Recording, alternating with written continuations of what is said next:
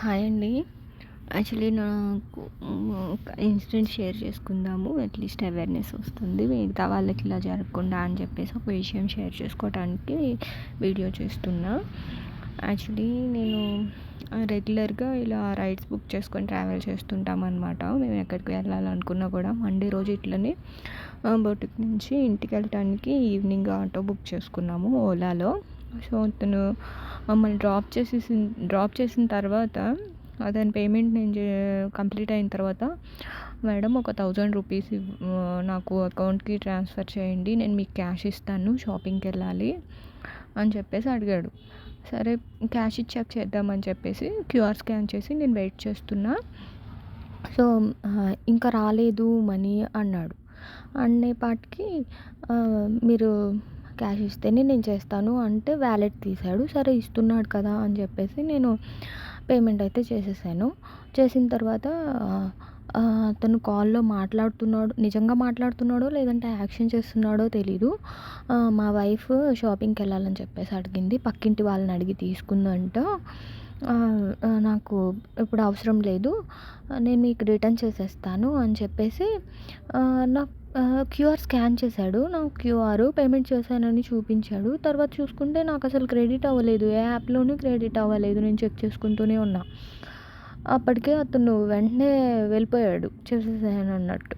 సరే రెగ్యులర్‌గా ఇంకా మనకి ఇక్కడ వస్తుంటాయి కదా అని చెప్పేసి లేట్ అవుతదేమో తను ఫోన్‌పే త్రూ చేశాడనమాట. ఫోన్‌పే త్రూ అయితే ఈవినింగ్ బ్యాంక్ టైమింగ్స్ కాకుండా మిగతా టైమింగ్స్‌లో కొంచెం డిలే ఉంటది. సో, అలా ఏమన్నా అవుతుందేమో అని చెప్పేసి నేను చాలా సేపు వెయిట్ చేసి ఇంక తర్వాత చూస్తే ఆహ్, తను చేయలేదు. నాకు ఫేక్ పేమెంట్ చేశాడు అని అర్థమైంది.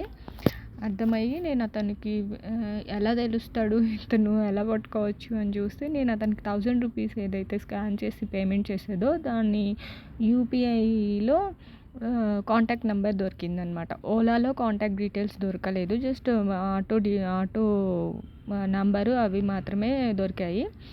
దొరికేపాటికి నేను వెంటనే నార్మల్‌గానే రిపోర్ట్ చేశాను. అప్పటికే అతని అకౌంట్‌లో క్రెడిట్ అయిపోయినాయి. సో, రివర్స్ చేయటానికి అవ్వదు అని చెప్పేసి గూగుల్ పే వాళ్ళ దగ్గర నుంచి రెస్పాన్స్ వచ్చింది.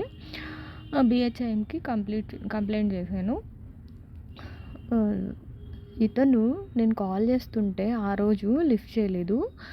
తర్వాత లిఫ్ట్ చేశాడు. ఒక 9 సెకండ్స్ మాట్లాడకుండా అట్లనే సైలెంట్‌గా ఉండి కట్ చేశాడు. మళ్ళీ చేస్తుంటే ఆ రోజంతా ఫోన్ స్విచ్ ఆఫ్ చేసేసాడు మండే రోజు. నిన్న ఫోన్ ఆన్‌లోనే ఉంది. నేను కాల్ చేస్తుంటే కట్ చేస్తున్నాడు. సో, నేను ఇంత లోపల తెలిసిన వాళ్ళకి అడిగాననమాట. ఇంతకుముందు ఒక కస్టమర్ వచ్చినప్పుడు తన ఫోన్ మర్చిపోయారు ఆటోలో ఇట్లనే రైడ్ బుక్ చేసుకున్నప్పుడు. వాళ్ళు పోలీస్ కంప్లెయింట్ ఇవ్వండి అంటే వెళ్ళారు. ఇచ్చారు. డీటెయిల్స్ ఉంటాయి కదా! ఈజీగానే దొరుకుతాడు. ఈ కంప్లెయింట్ ఇవ్వండి అంటే అక్కడ స్టేషన్‌లో వెళ్ళిన తర్వాత ఆ ఆటోతనైతే పట్టుకున్నారు. ఫోన్ ఇచ్చాడు. అతను నేను తెచ్చిచ్చాను కదండీ! నాకు కొంత డబ్బులు ఇవ్వండి అని చెప్పేసి అడిగాడంట. సో, అతనికి ఇవ్వాల్సొచ్చింది. అక్కడ కానిస్టేబుల్స్ ఎవరైతే వర్క్ చేస్తుంటారో వీళ్ళకి హెల్ప్ చేసి అతన్ని పట్టుకున్న వాళ్ళు కూడా మాకు కొంత డబ్బులు కావాలంటే వాళ్ళకే ఇచ్చారంట. సో, నేను పేమెంట్ చేసింది 1000 రూపీస్. నేను ఇన్ఫర్మేషన్ షేర్ చేసుకున్న వాళ్ళు ఏంటంటే, ఇలా జరిగిందండి ఎవరైనా తెలిసిన వాళ్ళు ఉన్నారా అని అడిగాననమాట. అడిగితే తనేమన్నారంటే, అంతే మేడం వాళ్ళు ఎంతో కొంత అడుగుతారు. మేము పట్టుకున్నాం కదా అని చెప్పేసి అతన్ని సో, 1000 రూపీస్ కోసం మనము పోలీస్ స్టేషన్ చుట్టూతా తిరగాలి. టైం వేస్ట్ అని చెప్పేసి అలా అన్నారు. బట్ నాకేంటంటే నా 1000 రూపీస్ కోసం నేను ఎక్స్‌పెక్ట్ చేయట్లేదు. అవి నేను వదిలేసుకున్నా పోయినియి అని చెప్పి. కానీ ఇతని డీటెయిల్స్ మనకంతా తెలుసు. ఆటో నంబర్ తెలుసు. కాంటాక్ట్ నంబర్ తెలుసు.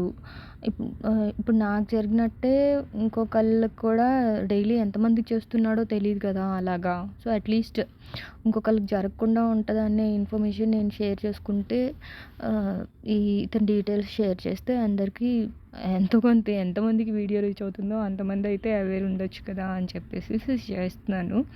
సో, ఇలా పోలీస్ స్టేషన్‌కెళ్ళి అతన్ని పట్టుకొని అవన్నీ అంటే నాకు ఇబ్బందే అనమాట. ఒక్కదాన్నే తిరగాలి.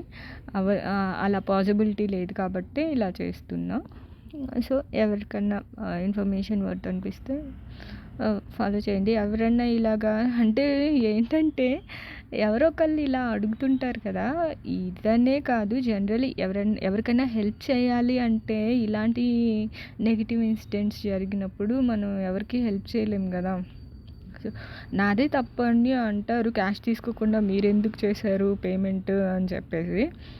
అవతలోడు మనిషే అనుకోని చేస్తాం గదా! అలా నాలాంటోళ్ళు ఎవరో ఒకళ్ళు ఉంటారని జెప్పేసి వాళ్ళకి ఆహ్, వాళ్ళు కూడా ఇలా జరగకుండా ముందే ఇలాంటివి ఉంటాయని జెప్పేసి తెలుసుకుంటారని జెప్పి చేస్తున్నా. Thank you. బాయ్.